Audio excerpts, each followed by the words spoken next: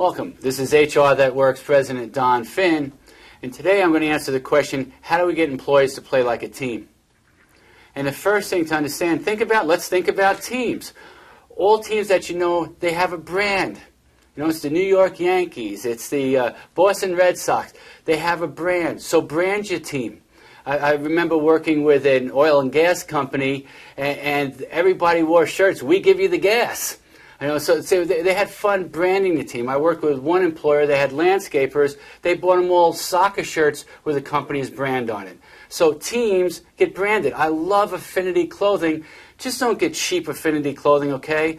And don't buy the cheapest shirt you can buy. Buy the best shirt you can buy, and think of the value that that shirt represents, both to that employee's performance and to the public out front.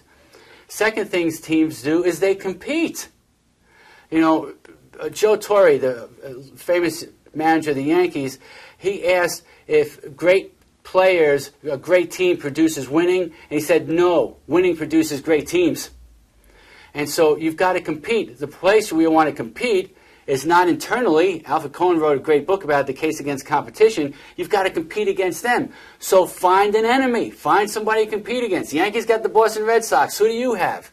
Who is your number one competitor? Avis. We try hard. We're number two. We try harder.